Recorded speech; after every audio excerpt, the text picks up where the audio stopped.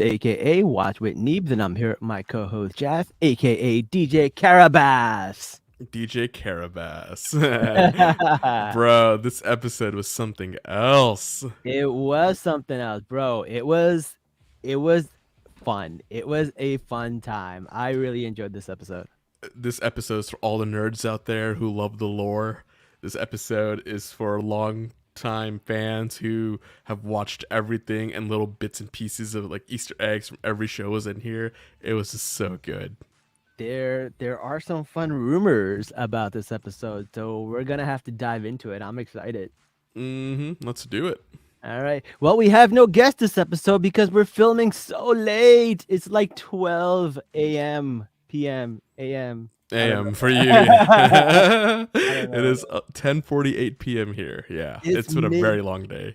It's midnight. It's a very long day. We are celebrating Ramadan, so we're going to Taraweeh, trying to see if we get workouts in, trying to have a very healthy, conscious Ramadan.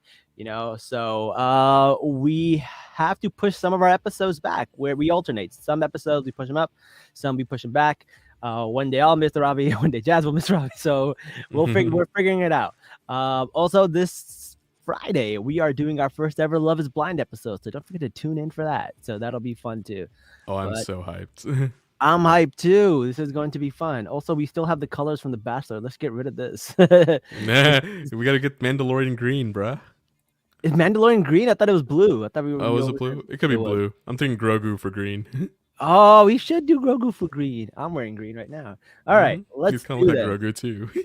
I know, love us some Grogu. Not a big Grogu episode this one, but a lot of Mandalorians on here, so we're gonna dive into it. So this episode starts off in Navarro with the High Magistrate, and apparently pirates are attacking their ships.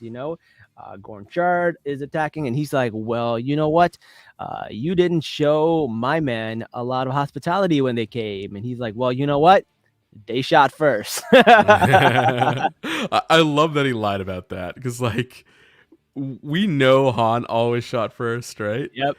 But, like, in here, like, they clearly shot first. I mean, sure, the pirates were being stupid and, they were drawing their weapons and they were just faster shots, but we clearly shot first here, so but it was a really cool callback to the original trilogy, and I love that.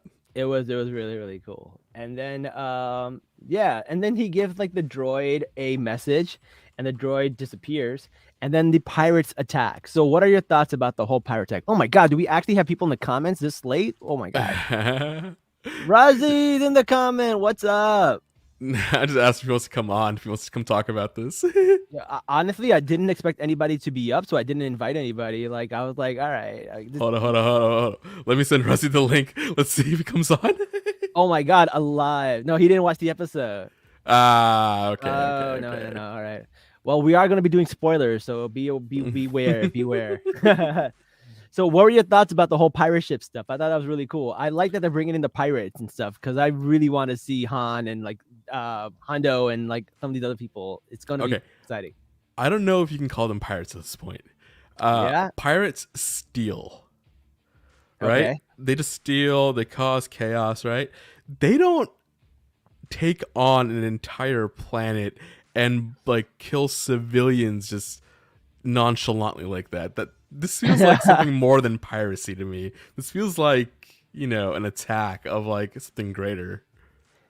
They just came down and be like, I am the captain now. Right. Like, hold up. Like piracy definition, but like, what's the definition of piracy?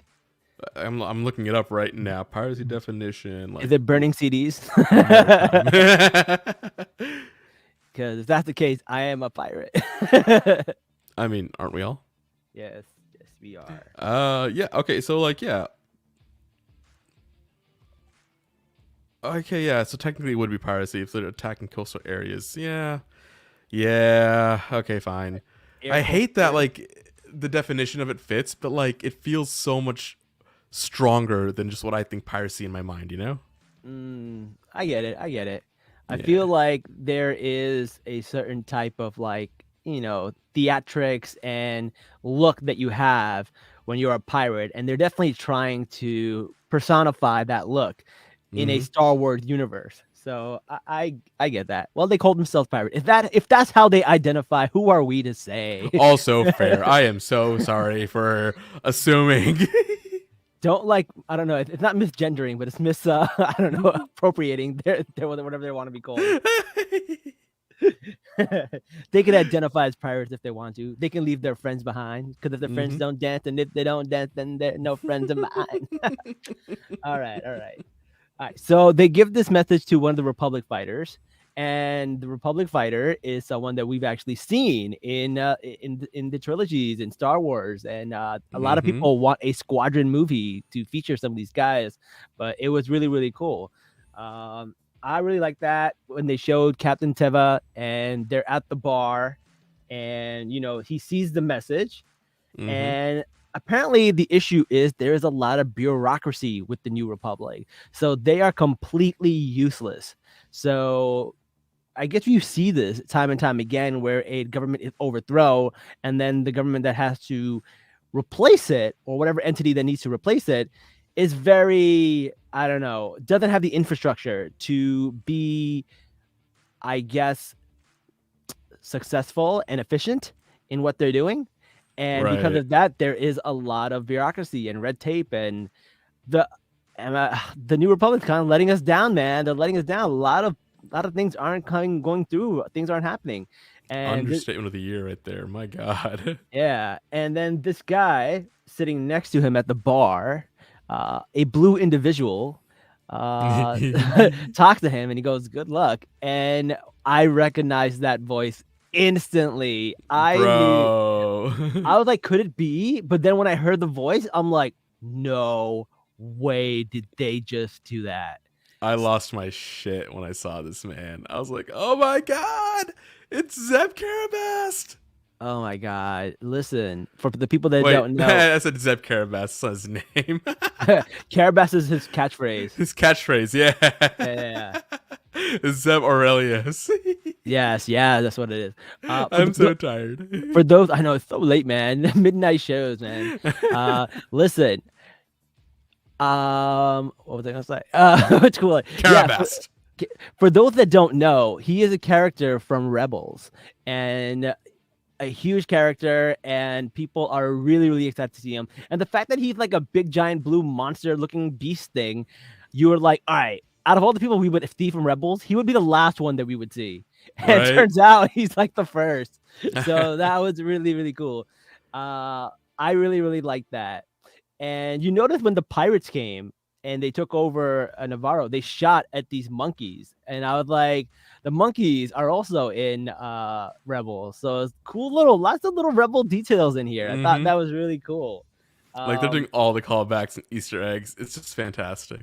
it is fantastic. I loved it. It was so much fun to watch. I think a lot of people are in the I think Twitter would be like, "We won, we won!" So like the freaking Rebel fans are super super excited.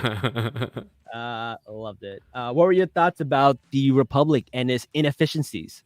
I mean, it tracks. I know, Like right? every government's like that. That completely tracks. So well But you know done. what? You know what? The government's not the only thing that's like that. You ever use Instagram and Facebook? Like, if there's an issue, it's impossible to get a hold of somebody. Like, Do they have support? I don't Like even know if they have support. I know people who've lost their accounts permanently, and there's nothing they can do, and no one can do anything to help them. It's right? Yeah. horrible, Mm-hmm. right? If somebody like if TikTok kicks me off, there'll be no one for me to contact. Like legit, I'll just be like, oh well, I lost 150,000 followers. What am I gonna do? There's no one for me to contact. So like, the government's not the only thing that's like inefficient and bad efficiencies and stuff like that. I don't know. It's just weird. Yeah, I'm with you on that. I But hate but everything. but it definitely tracks because when COVID happened and people had to sign up for unemployment, it was a hot mess. A hot mess. Yeah, no one was ready for that, and that just goes to show you just how fragile our system is. I know. Like I we know. cannot shut down for 10 seconds without everything going to shit. Like that's how efficient our economy is because everything works so well, right? But then Mhm. the moment one thing doesn't, it's all gone. And we don't have anything in place as a redundancy for it. Control is an illusion. Hmm. You know what we should do? We should review Mr. Robot. You ever see that show? Dude, that was a great show. That was a fantastic show. I love Mr. Robot. Yo, Uh, and it was Rami Malek who was in it, right? yes, Ryan. Yo, Yeah. Mr. Robot would have been an amazing show for us to review. Oh Yeah, we man, can definitely do it. I mean, we have like a shit ton of things in our we got schedule right so much now. stuff. But yeah, Yeah.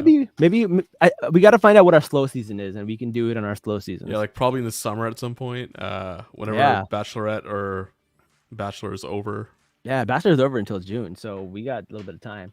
All right, Yeah. so there's a lot of inefficiencies. Uh, and then this guy, this captain, Captain Terra, goes over to some department, and there we meet Tim Meadows. Like, Tuttle.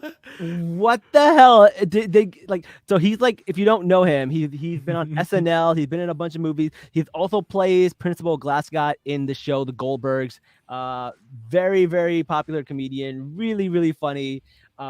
To see him in this world of Star Wars was a little jarring for me because he just has this comedic like vibe to him, right? And it's just so funny.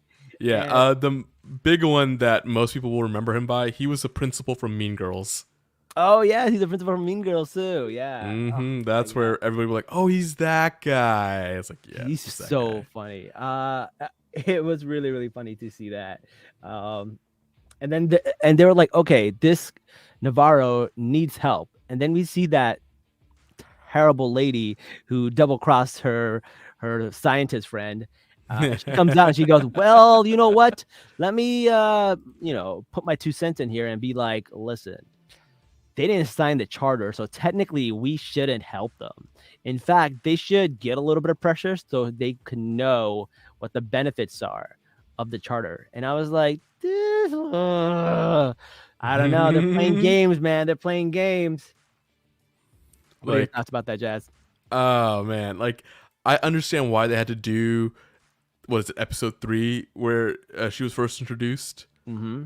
Yeah, like now it makes sense like why they had to show that there. Like they had to show all of the build up to show that she's not interested in helping the New Republic. No. She's only in it for what's happened in the past, and she still is, somebody from the past. She hasn't been rehabbed, and Nope. therefore that setup in episode 3 now makes sense for what we're about to see now. And like we said back then, like all the roads are gonna like cross and eventually come together. I think we're slowly getting to that, all roads lead to Rome moment. Yeah. It reminds me of that one scene from She-Hulk. She was like, when she goes, oh, story A is combining with story B. Perfect. Yeah, right. And It's that's so exactly what's meta. happening here. Yeah. It was pretty good. I really like that. All right. So Colonel Tuttle is like, hey, we can put a requisition in, but that's pretty much all we can do. And I was like, which basically means they ain't gonna do shit. Hmm. So Yep. I don't know. Then we go and we see the same captain find where the Mandalorians are. And the Mandalorians come out and they're like, what the hell? I saw Bo-Katan's ship and I was like, oh, maybe he's friends with Bo-Katan and he tracked her ship. Nope. So I was like, okay, cool. Then the Mandalorians found him and they're like, great. Now you're here. We have to move. Thanks a lot. And then they're also like, unless we kill you. Paz Vizsla being Paz Vizsla. And I'm just like, you know what? Yeah, okay. That makes sense. Go ahead and kill him. Yeah. And then the shooter was like, look, Mandalorian, I gave you a pass once, so you kind of owe me. And then he explained that it was actually the droid that led him to where they were. Hmm. So the droid led him to there, and then he's like, listen, the High Magistrate was a friend of yours. He's in trouble. Um, I'm just here to tell you that whatever you do is up to you. This is the most I can do. I like this guy. He's going the extra mile. He's like, listen, the New Republic ain't going to do shit. First of all, he didn't even have to take it to the New Republic. He took it to the New Republic, and then the New Republic said no. And then he took it to someone who owed him a favor, who also owes the High Magistrate a favor. This guy is the MVP of this episode. Ding, ding, ding, Straight ding. up. Captain Teva? Yep, like Yeah, straight up. 10 out MVP. of 10 work. So the Mandalorians are like, all right, we got the message. You can go now. He goes and he goes, well, I won't tell anybody, but you're probably gonna leave anyways, which Mhm. does happen. But for the right reasons this time. Like, Yeah, yeah. Also, how the hell do they make that foraging system everywhere they go? Whenever they have to find a new system, they got to bring that foraging system with them. Little, yeah, well, I mean, Mandalorians are Mandalorians, man. They find a way. this is the way. All This is right, the way. all right. All right. Also, I like how they call them blue, as in that they're space cops. Yeah. Hmm. Oh But man. that's what they are. Like, by definition, that's exactly what they are. Yeah, So, I guess they are. Really interesting that we see them hiding in caves, which is very much pulls up to my theory how the Mandalorians are based on the Taliban and Afghans. hmm, And when I say the Taliban, I mean the original Talibans from the 80s, the one Americans were helping the with, freedom the fighters, freedom not fighters, the right? Not new the new one. morphed. Yeah. Yeah, yeah, whatever they are. But they're very much based on the 80s version, and Star Wars came out in the 80s, right? So it makes Yeah. sense. Um, really, really interesting. All right. Then Din Djarin ends up making a speech with the feeling stick. Apparently, there's like a feeling stick where like only the person holding the feeling stick can talk. The talking stick. Yep. Yeah. So he's Who talking has to a talking stick? Not you. You not can't you. talk. And then he's like, listen, I know this guy tried to kill us. He's And doing I've a had great job convincing me. I know, and we've had beef with him before. But I owe him some favors, and he also offered us a lot of land where we can live in the freedom and be outside and not live in sewers and caves. And then Paz Vizsla was like, "All right, let me talk now." Yeah, like I And love this contrast here. and I'm like, "Oh man, here we go again." Paz Vizsla Yep. always gotta be the contrarian. We see him go up, and then like he pulled the old fakeroonie on us, and he's like, "This guy did that, and why should we risk our lives?" And he goes, "Because Bo-Katan and Din Djarin are my friends now." Basically, You know what? This was the perfect example of Congress right here, right? You have Jin Djarin giving legitimate reasons yeah, for a good idea, for a good purpose, right? And everyone's like, nah, screw this, right? yeah. And then Paz Vizsla comes in and is like, we're gonna do this because we're awesome. And everyone's like, yes, we're awesome. We're gonna do it. It's like, God damn it. Like, What a bipartisan issue they had right here. and, and everyone's like the typical voter, right? It's like, oh, this makes sense. We're not gonna do it, right? But in the moment somebody says, oh, we're part of this, yes, we're all in. Like it's I just like know. that's exactly how I convince people to go vote nowadays. Like it's so dumb. That's so funny. That was pretty good. But Paz Vista basically convinces everybody to go, and this is the way. So they're like, you know what? Once again, we find ourselves like that, like that Bernie Sanders meme. Once again, we're asking you to risk your lives for Navarro. God damn, too real. um, uh, so, um, so we see that Bo-Katan instantly takes control. She is a master strategist, and she's like, Hmm. "All right, this is what we're gonna do. We're going to be the heroes of Navarro. We're not going to be discouraged. We're going to transcend and become heroes." And they go on this flight, and you see them just dropping Mandalorians off these planes, and they got their jetpacks on. They drop themselves in the middle of this desert, very Counter-Strike style. Like it was like Hmm. a video game. I thought it was really cool.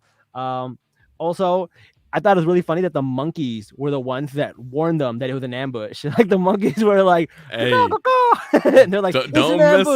mess, don't mess with them. Don't mess with the monkeys, man. Yeah, I thought that was really, really funny. It was an amazing fight. We finally got to see the Gatling gun that Viz Hmm. Vazla was holding. He took it up a cave, and we are like, "What the hell?" But finally, we got to see him use it. Hey, it told you it's important, man. Yes, it was important. We got to see it, and Go then big or the go home. And then the armorer got to fight, and she kicks some ass. No blasters, just weapons, just like Not her even weapons. It's her hammer tools. and her tongs. Like she's like, Yeah, "Yo, let's go." I'm like, "All right, cool." Like just it killing makes people with sense. that. They're a Yeah, warrior race. I'm sure the armor is also a warrior ultimately, yeah, absolutely. and no mercy for anybody. Like just like, nope, you're No, done.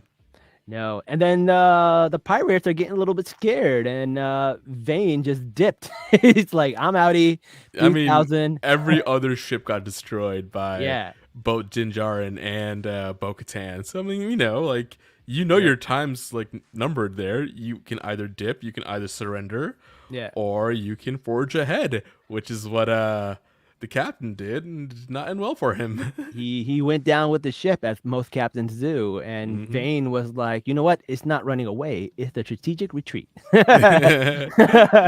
We live to fight another day. Hey, that's what I did when I lived in the hood. All right. So the Swamp Thing monster, whoever that captain was, he he Whoever the dead. captain was. He dead. But now the Mandalorians have a planet they can call home. So I thought that was really cool. I thought that was a cool speech. Uh, I thought that whole scene was pretty good. Jazz, what are your thoughts about the entire fight? That was a cool fight. I enjoyed it. It was a great fight. I mean, even when they were just coming to the planet once they exited the hyperspace lane, that Yep. visual where it's like you're in this like blue tunnel and then boom, planet, right? Yep. I thought that was so cool the way they pulled it off. Like I know one of my favorite video games ever is Destiny, and that's the effect they use. So when I saw this in Star Wars, I'm like, oh yeah, this is perfect. Then the Mm. fight scene itself with like with 10 ships against one guy, it was a true dogfight. And at this point, I guess we have to call both Jinjar and Bo-Katan aces because they each have more than 5 kills in the air on their own, and they're doing a great job. So, Well, like, it was speaking of just Destiny, amazing. my well, speaking of Destiny, my favorite band is Destiny's Child, and they were survivors. They're going. Hey, All right. Listen. So Bo-Katan is called by the armor, and the armor wants to see her. It's like the principal's office. She was sent down mm-hmm. to the principal office, and they go down to the old Mandalorian forging area. In They Navarro, the go original one that we saw in in like season Navarro, one. right? Yeah, and then this whole time, Bo-Katan is just like completely embracing the Mandalorian, the old ways culture and what they're doing. Mm-hmm. And but all of a sudden the armor is like, take off your helmet. And like she hesitates. And it's really weird that she hesitates because she's not about that life. You wouldn't think she would hesitate, but she's also like, are you sure about this? I don't Right. know. And the Mm-hmm. armor's like, do you respect my position as like whatever she is, the matriarch of the Mandalorian clan? Mm-hmm. He's like, yeah, okay. So she hesitates, but she takes it off. And the armor decides that, you know what, we need to find all of the other Mandalorians. We need to unify as one. And you are the only one who walks both paths. You have the respect of the people of the Children of the Watch, who you have saved the foundling, you have fought all these people, you have bathed in the waters, and you have seen a mythosaur, right? And they're like, because of all of these things, you're special. Yeah. You are the one that's going to unite everybody. The chosen And one. it's really interesting because when you watch like season 1 or season 2, you're like, it's going to be Jin Daren who's going to do it. He's got the dark saber. He's going to be the one that's going to bring everybody together. But as we watch this, Bo-Katan's a natural leader. Jin is Mm-hmm. not. Din Djarin is Mm-hmm. not a natural leader. He's a He is natural so daddy, but not a natural leader. right. He just like in his own little bubble, and he works really well in that bubble. Like he's a great dad. He's a great one-on-one fighter. He's a great person in like a small team. But like to lead an army, that's not him. That's Right. Bo-Katan, Mm-hmm. right? And I really, really like how they're setting her up. She is the main star of this season, and I Yep. really, really like that. And then once the Armor was like, she walks both worlds. Dinjar looking at her like, wait, that was an option? You're telling me? You're telling me that was an option the whole time? Yeah. uh, It was so funny. I can only imagine thoughts running through his head like, God damn it, why can't I do this? Like Pat Visla was the first one. Like, yo, she's showing her face again. What the fuck just happened? I love Paz Vizsla so much. He's so Yeah, real. he keeps it real. Um, but it's really interesting. And you know how like we always compare um the Mandalorian to Islamic cultures, it does seem like Bo-Katan is going to unite the Salafis and the Sufis together. It's really what it feels like. Oh my god, it's too real. Isn't that right? So for the people that are listening and don't know about our culture as much, the Salafis are pretty much like the literalists who take the everything super literal, and the Salafis are like a lot more spiritual. These are the Hmm. two sides of of Islam, and then most people are somewhere in the middle. But it does feel like the Mandalorians also have this issue with these two sides, and I think it's pretty funny. They walk both worlds. Yeah, you walk both worlds, right? So that was really, really cool. Um, what are your thoughts about the whole Mandalorian and the walking both sides and the Bo-Katan's new leadership role or whatever new role that she's going through? I mean, it was expected. Like the whole season was set up this way. The fact that the mythosaur more or less revealed itself to her shows you exactly how important she is. Because like if the mythosaur was like, hibernating or like always just there but never shown itself, I mean, it revealed itself to her for a reason, right? It just doesn't happen for no reason. And Yeah. then everyone just picking her as a leader, like all throughout the first 4 episodes of the season, we saw her becoming a leader. Hmm. And this whole redemption story, how she now walks the way, like it was always set up for her, dark saber or no dark saber. So we're heading into a very cool, uh, next few episodes because they at the end of the episode they said it. We're gonna take back Mandalore, and I'm like, yes, this is what I'm here for. Unite Mm. all the Mandalorians, take back Mandalore, and let's go. Let's do this. So a lot of people are saying that the armor may actually be revealed to be Sabine. Sabine, Yeah.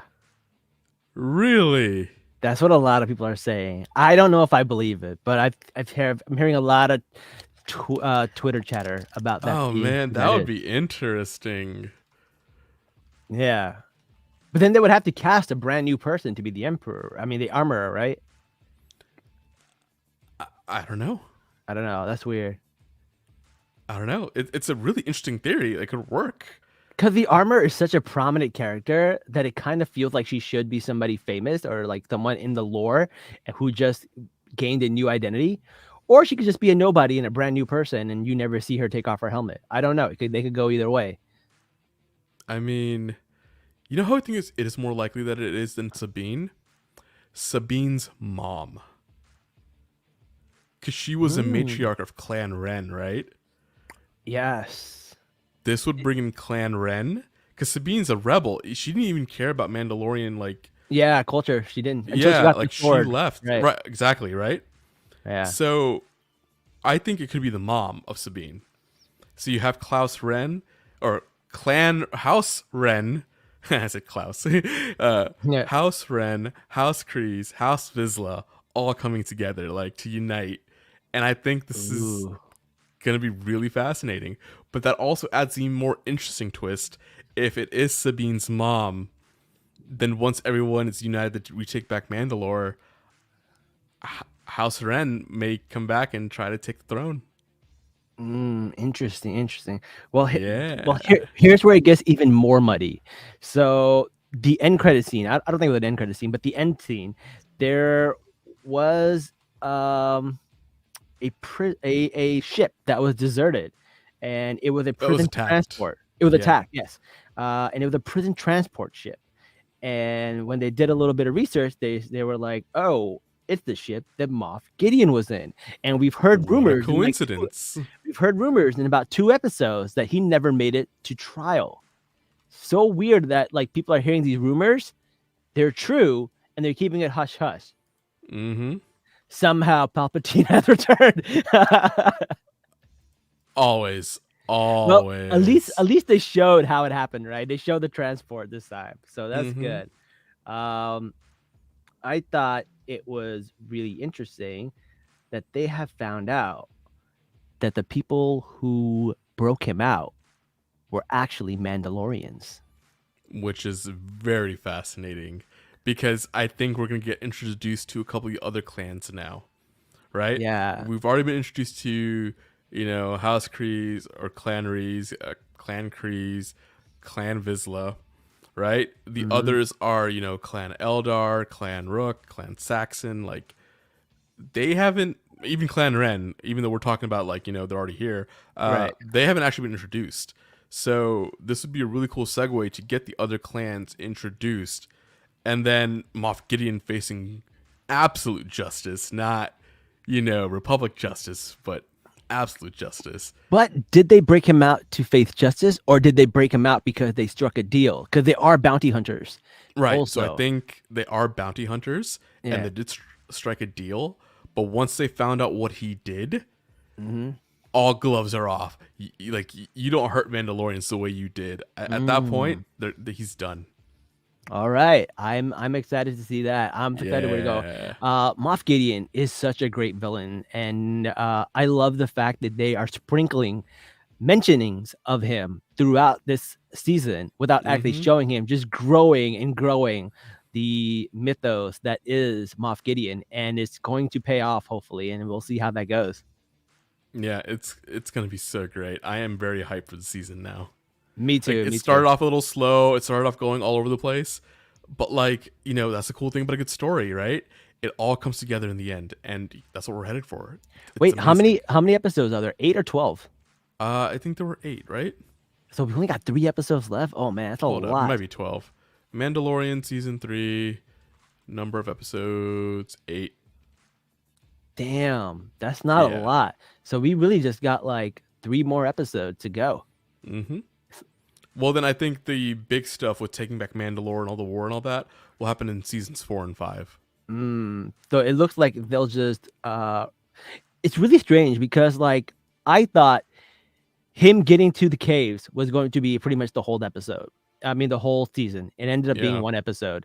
Then them, going back and being accepted by the Mandalorians, that happened in one episode. Mm-hmm. So who knows what they can do? They've been going fast and loose. The only episode where I feel like they didn't have a lot of story was the one episode where they went to the side story, and I feel like we'll see I how that mean, paid off. the setup is there. Like, we're seeing Yeah, inklings of it now, and I get it now why they had to do it that way. I still don't understand why they killed the guy, or did they kill him? They just fried his brain or something. Mm-hmm. But like, wouldn't they need his brain? Like, I don't understand. It makes no sense. Trust in Dave Filoni, who actually made I a do. cameo this episode. Wait, he was in this episode. Who is he? Oh my god, you didn't. I didn't catch it. Okay. So in the very beginning, right, where they're at the bar, where Captain Tiva gets the first holocron message, right? Yeah. Dave Filoni is there as Trapper Wolf. The executive producer Rick Famuyiwa is there as Jib Dodger, and the director of Obi-Wan Kenobi, Deborah Chow, is there as Sash Ketter. No way. They were They're- all there at the bar, and they were also in the first episode of The Mandalorian season 1 called The Prisoner. That's so funny. Wait, Yeah. Deborah Chow is the same person who does She-Hulk, right? Yes. Wow, that's really, really cool. Yeah, she's in this universe as well. That is awesome. Yeah, Love they're to see all it. in the bar. If you go back and look at it, I was That's like, cool to huh, see. that's fascinating. Yeah. All right, that's super cool. Hmm. I don't know. I'm super excited. I think we're going to see some Mandalore on Mandalore crime, and then hopefully they will unite under one, and it'll be Bo-Katan that they will unite under. Um, we'll see. We'll see because I want to know how the dark saber comes into play. If she'll end up needing it or she'll be able to do it without. There's gonna be a lot that's gonna be happening here, so I don't know what's gonna happen. Maybe they may still treat her as a leader even without the dark saber. You know, Like, I feel like she has done enough to gain respect from the children of the watch, and her clan already follows her. She just got to get a mm-hmm. few more on her side, and she has done a lot of heroics. She is a great strategist, she is a great leader, she is a great fighter. She can do it all, man. She looks good in a headband. I don't know what else to tell you. Yeah, I think they're setting up all the clans this season and just to bring them all in together at the end. It's gonna be fascinating. I'm so hyped. My favorite clan meeting. The only kind of clan meeting I support. God damn it, Neebs. With that, that's all I have to say. Jazz, any thoughts before we head off to? Yeah, there are two other things that I found really cool about the episode. One was the fact that they mentioned the type of ship that Gorian Shard was flying. It's called a Corsair, Mm-hmm. right? That was first mentioned in the Thrawn prequel novels, and as you all Ooh. know who listen to the show, I'm a big fan of Admiral Thrawn. Ooh. So I feel like, they're throwing more little hints in there that Thrawn is coming back, or Thrawn is coming to live action, not just, the animation. And then it was really funny that they called, the land that the Mandalorians are giving, like Bullock Canyons. Yeah. Uh, that's a reference to Jeremy Bullock, who was the original Boba Fett in The Empire Strikes Back and The Return of the Jedi. Oh, And so I was like, that's a cute little Easter egg. I that like is a cute this. Easter egg. Yeah. Oh, that's super cool. I like So that. yeah, the showrunners are doing a fantastic job getting everybody involved and bringing everything from the universe, whether in our universe or in Star Wars universe, as like little hints here and there. Like, it's so great. I'm hyped. I love this episode. I love the season, and I can't wait to see where we go. Yeah, I'm super excited too. I'm really excited to see where we go. And there's a lot of stuff going on with cloning, and there's stuff going on with Bad Batch. So I'm excited to see how it all comes together. Yeah, yeah, All right. Well, thank you everybody for joining us. And it's late. We know a lot of you could not join us in the comments, but make sure to like, share, comment, and subscribe. And make sure you give us a good review. Give us some good reviews, man. We want some good reviews. Tell your friends. We love interacting with more people. It's always a great Yeah. time. When you give us reviews, our name comes up higher in the searches when it comes to like recaps and stuff like that, so more people can find us. So give us good Mm-hmm. reviews, 5 stars, and we really, really appreciate it. And then we did episode 49. So on our 50th episode, we will read out some of the comments and share them with everybody, and that'll be a lot of fun. I can't wait to share some of the people and recap some of the people who have been on season 3. Yeah, we got to do the 50th anniversary special. It should be great. Yeah, yeah, Or and I 50th episode yes. special, not And anniversary. I got a new theme song for our intro, so that'll be not the fifth. I got a new intro basically. Yeah. I was like, we're gonna get rid of Jai Wolf? No, No, please no, we won't don't. get rid of Jai Wolf, man. He invites us to free concerts. We can't get rid of his song. Oh God, no, he's so great. We love him. I know. I gotta have him on so we can show him our original intro, because we made that intro specifically for him when we went to his EDM concert. Yeah, that's right. Yeah. All right. Well, that's all I have for this episode. Until next time, guys. Salaam, nerds. Peace.